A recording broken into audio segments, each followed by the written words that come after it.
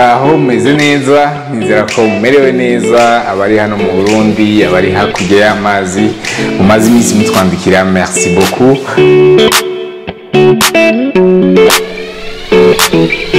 kaze kandi mu kiganiro cyacu Smart Mind nkuko mumaze iminsi mubibona hari une série des émissions nkora ndije nyene akaba ari une série du genre wake up calls aho tuba turiko turayaga kuri thématique imwe iyo thème tuba dushaka ko twese abashobora kudukurikirana dushobora kuyumva kumwe hama ikadufasha kuva ku ntambwe imwe y'ubuzima bwacu tugashika ku yindi aho uno munsi tuza kuvuga kuri thème ivuga kuri zone de confort. Zone de confort twayumvise buri gihe surtout les motivateurs barakunda kutubwira ati sortez de votre zone de confort kugira mushike kuri bya bihe mushike kuri bya etu murabyumva namwe ariko vy'ukuri zone de confort ni iki? Zone de confort umuntu ashobora kumenya ryari ko wayirimwo mbe iba isa gute mbe iyo zone de confort irihe kuko nkuko babivuga ati zone de confort umengo iri quelque part umuntu ashobora kugenda akayijyamo ariko by'ukuri zone de confort c'est quoi? Ni ryari umuntu ashobora kumenya ko ari muri zone de confort mbe ni kubera iki bakunda kutubwira ati sortez de votre zone de confort kugira muje face des réalités zishobora kuba ziri risqué mu buzima bwacu nicyo kiyago shaka ko tuyaga uno munsi kaze mwese bakunze ba Pam Channel TV muri kino kiganiro cyacu Smart Mind.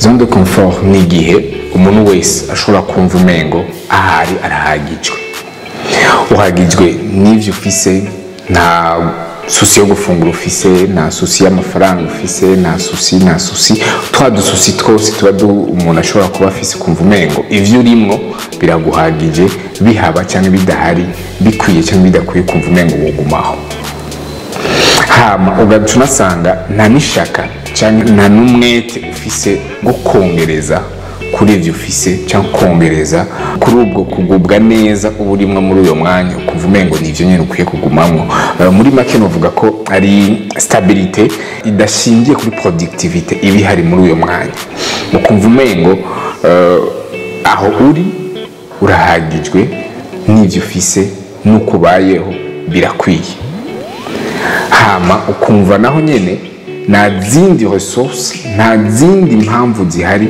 zo kugira ikindi kintu ukwiye guharanira kubwo kugubwa neza cyangwa kugubwa neza bw'abandi bantu bagukikuje ukumva wowe wenyene urihagije naho uri urahagijwe ugeze muri iyo eta uba uri muri zone de confort uba uri hahantu uvuga ati ni jewe jenyene meze neza bya bindi twese dushobora kwibaza uvuga ko bwatsi VP bro meze neza meze bon. Zone de confort bwa mbere na mbere niyo hama ni kubera iki abantu batukunda kuvuga cyangwa kenshi abantu bakunda kutubwira ko chaque fois iyo umaze kugera muri iyo eta zone de confort utoza guharanira kuyivamo ni kubera igihe cyose uri muri zone de confort haba ariyo risque ya improductivité cyangwa novuga kutagwiza umwimbo. Isi uno munsi turi mu gihe cyaho isi iri kwiratera imbere turi mu gihe cyaho umurindi w'iterambere ku isi nzima uri ku muvuduko udasanzwe igihe rero twe dutanguye kumva ko turi muri zone de confort uyo murindi uba uri kuradusiga uwo murindi w'iterambere abandi badukikuje cyangwa isi idukikuje ibiriko twe tuba turiko turasinzira nico gituma kenshi batubwira ko igihe cyose iyo uri muri zone de confort tuza guharanira kuyivamo iyo ni ku bantu bafise sens ya productivité ariko zone de confort irahari kandi no ku muntu ashobora kuba ari sindabibazwa avuga peut-être ati jewe ivyo nahawe n'abavyeyi cyangwa n'abankuriye birampagije ukumva umengo iyo zone de confort urafise n'ubwoba bwo kuyivamo urafise n'ubwoba bwo kugira icyo ukoze kugira wibeko kubera umva umengo standard uriko ugiye kwibako ushobora gukoroka cyangwa gukomereka ukagira ubwoba bwo kuyivamo kubwo kutamenya ikikurindiriye hakurya y'umuryango wo muri zone de confort. Rero biba ngombwa ko igihe cyose uba muri icyo gihe ugira izo nguvu zo gusohoka kugira ushike kuri za ndoto ushike no kuri wa murindi abandi bariko baragirako kuko igihe cyose ushaka kwisatisfeza wewe kumva kumengo urahagijwe isi yo ntihaga isi yoyo nibisinziriye iyo zone de confort wo uburimo ku isi hoho niba irahagera isi umurindi w'iterambere igumamo nawe ukaguma muri zone de confort ukaza kwivyukiranya hararengeranye kubw'umwanditsi Judith Badwick yanditse igitabo The Danger of the Comfort Zone avuga neza yuko iyo comfort zone ari igihe umuntu ashobora kubamo atagira incertitude n'imwe ukumva umenga ibintu byose biri sûr ko biza kugenda nkuko wowe uvyifuza ubu uri kuraja muri comfort zone. Je donne l'exemple. Hari igihe uba mu gihe ukumva ati peut-être urizeye à 100% umuvyeyi wawe ku buryo nta kintu na kimwe ushobora kwikorera kubera umwizeye cyane uzi ko vyose ugomba gukora aza kuba hari abikore ata place. Iyo ni comfort zone ishingiye kuri certitude uba ufise ku muvyeyi. Urashobora kugira iyindi certitude irengeye ishingiye par exemple ku mashure wize ugasanga ufise master n'amadoktora ukavuga ukibwira uti jewe kuri iyi niveau mfise ndi sûr et certain ninataha mu gihugu cyangwa ninakikiriza ikintu mfise diplome mfise nta muryango n'umwe utaza kugurugwa. Niyo nindi forme ya comfort zone. Ni kuvuga ko uri sûr uri muri zone de confort ku buryo ata incertitude n'imwe ufise et là ucuja muri danger. Niyo avuga ati rero the danger of the comfort zone nuko uja muri danger yo gukubitwa na surprise utitega kubera wari tellement sûr de toi wari tellement sûr y'ivyo ubona muri uyo mwanya wari tellement satisfait yaho ugeze n'ivyo ugezemwo ku buryo ata marge d'erreur wiha ugasanga tu es prêt à passer toute la journée uri tranquille ata umwanya wihaye wo kwiyumvira à innover cyangwa à faire quelque chose de nouveau muri quotidien yawe ko uvuga ati ndi satisfait et ndi sûr yuko ejo bizogenda neza. Rero comfort zone niyo igituba tubwira kwivamo igihe cyose twumvise ko twirimo ni kubera iyo danger ibiri imbere yacu tuba tutariko turabona. Alors kubera iki tukwiye kuva muri iyo zone de confort ni kubera igihe cyose iyo turi muri zone de confort tuba turi muri iyo risque yo kurencontre iyo danger of the comfort zone. Iyo incertitude ibuze iradutwara aho dushobora guhura n'ikintu gishobora kudufatiraho kikatubabaza kikaduhindurira ubuzima kikaduhindurira amateka kubera twayisanze turi muri ya tranquillité ya comfort zone. Biba ngombwa rero ko haba iyo prise de conscience yuko uri muri comfort zone kugira wige n'ingene ushobora kwivamo. Gushobora kwivamo naho ni ukwemera kwivamo kugira wivemo ni ukuba ufise deja des paramètres kuba ufise imigambi ukuba aussi no kuburushe no kuguma aho uri kuko tanke utararuha ntushobora kubimenya ushobora kubigumamo hama gushika umunsi peut-être abo bantu wari wizeye bagakuraho ya incertitude bakayizana ikabaho ntushobora kuvuga ati il faut qu'on va muri zone de confort. Zone de confort rero ni muri ico gihe biba ngombwa ko twivamo kugira bakunda kutubwira ati va muri iyo zone de confort. Gute twokora rero kugira tuve muri iyo zone de confort? Kuva muri zone de confort ni ibintu bisaba kwiyemera, bisaba aussi kuba prêt kwemera kuba nul kuko à chaque fois iyo dutanguye ikintu tugitangura nk'abashasha pour dire que nta buhinga na bumwe tuba tubufisemo. Iyo secteur tuba dushaka kwilansamo uyo mugambi tuba dushaka gukora kugira tuve muri iyo zone de confort abaturaba batatuzi batwita aba nul batwita aba ignorant batwita ya mazina yose ashobora kuba aza kudenigra notre estime de soi. Kenshi ugasanga biranatera n'ubwoba uriko uravyumvira utangura kwiyumvira ati bazoca bambona uku bazombona uku biratuma kenshi abantu bavuga bati nope je préfère kuguma muri zone de confort hako ntanguza ibintu bishasha hama abantu bamvuge ariko tukibagira ko atamuhinga abaho mu gihe ataratangura igikorwa. Taremera kuva muri zone de confort mushobora kuba umuhinga mu kintu mushobora kuba umu expert cyangwa umuntu azwi de renommée muri secteur kanaka bigusaba kuva muri ya zone de confort yawe kuva muri ka kamere kuva muri bya bintu byiza byose byo kubigutuma ugubwa neza ukaja kuafronta ses préjugés ukaza kuafronta ses critiques ukaja kuafronta bya bintu byose bishobora gutuma bitusha kuri personnalité yawe mais wewe ufise objectif nziza kandi ukaba prêt ukavuga ati un jour nzoba umuhinga, kandi kugira ngo umuhinga bisaba kubanza gukora,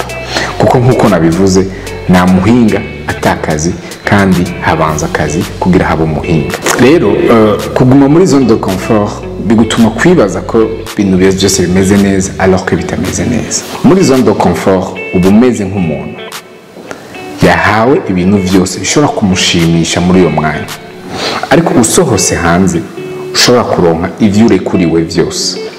Rero kuguma muri zone de confort uba uri ahantu uri satisfait n'ivyo wahawe cyangwa n'ivyo ubona amaso yawe, ukibagira ko usohose ushobora kuronka ivyo urekuriwe. Ya liberté de découvrir l'extérieur. Zone de confort ni ico kintu itubuza kwaffronter l'inconnu, alors que c'est à travers l'inconnu twebwe twenyene tuba turiko turi découvrir, turisohoramo ibintu bishasha, kuko uba uri experimenta wewe nk'undi muntu. Ugumye muri zone de confort jamais ico kintu ushobora kukibona, kandi c'est à travers iyo sortie de la zone de confort aho ushobora kubona réellement ico wowe ushoboye. Mu gihe utaragira iyo prise de conscience yuko ushobora kuva muri zone de confort pour te découvrir toi-même et aussi ou expérimenter ama expérience mashasha, ntushobora kugera muri cya gihe uba satisfait de ta vie, cyangwa ushobora kuba une réponse à ta communauté nk'uko nabivuze ubuheruka. Sortir de la zone de confort rero, c'est dépasser nos limites, dépasser la peur de se lancer muri secteur kanaka, ugasanga uri prêt yo kuaccepta guperda ibintu bimwe, iyo confort uba urimo kugira uze ku experimenta ubuzima bujyanye n'indoto yawe cyangwa indoto zawe. Kuko muri zone de confort uba uri muri stabilité. Reka ndabaye inkuru y'umukamerunais yitwa Francis Ngannou. C'est un jeune ariko no munsi akuze ari mu ma quarantaine, parce que yaramaze gutahura le danger yari murindiriye iyo atava muri zone de confort yiwe mu gihugu ciwe Cameroun ngo asohoke ajye gutesta sa passion yiwe yari yo kugira les arts martiaux. Yakunda ibintu vya boxe, karate. Hama mu gihugu ciwe ntiyaronka ama equipement n'uburyo bukwiye bwo kuperforma passion yiwe, ariko arafata ingingo yo kuva muri Afrika ajya hanze. Ari muri iyo zuguruzuguru zo gusohoka muri Afrika yahagaritswe muri mer Mediterranée inshuro zitandatu, bamuta muri désert 6 fois, bamusubiza inyuma bakamuta muri désert, ariko akavyuka kandi akasubirayo. Famille yiwe ivyumvise yaguma mubwira ati c'est trop tard pour toi, imyaka yo kujya kugira ayo ma arts martiaux muri Europe umaze kwirenza, n'amahirwe ufise. Ariko après 10 ans ashitse muri Europe ariko aragerageza gushika ku ndoto ziwe, yamaze kuva muri irya zone de confort yiwe, yaragerageje biranga, aja mu masalle d'entraînement yose y'Iburaya, baramwankira bamubwira ati tu as dépassé l'âge, ntubikunda, ariko arabandanya aravuga ati je sindi busubira inyuma, kuko namaze gushika ntegerezwa gushika ku cyanzanye muri ino continent.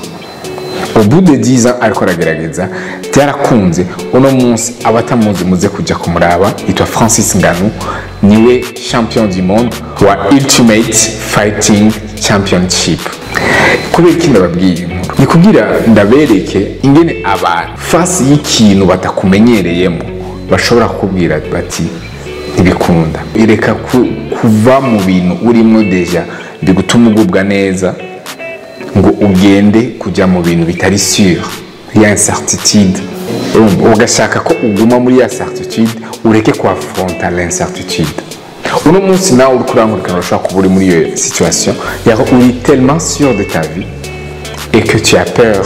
Il faut toujours accepter d'affronter l'incertain kugira witahure wewe nyene, utahure n'abandi, eka uwereke n'ikindi gicapo cyawe abantu. Uno munsi Francis Ngannou n'umuntu ari tellement respectueux mu gihugu ciwe, n'umuntu ari tellement respectueux muri secteur akoreramo ya boxe, et aujourd'hui c'est un Francis Ngannou twese tuzi muri boxing no muri secteur ariko akoreramo, amariko aragira investissement cyangwa ariko aragira ama impact ku bantu bagomba kumera nkaho.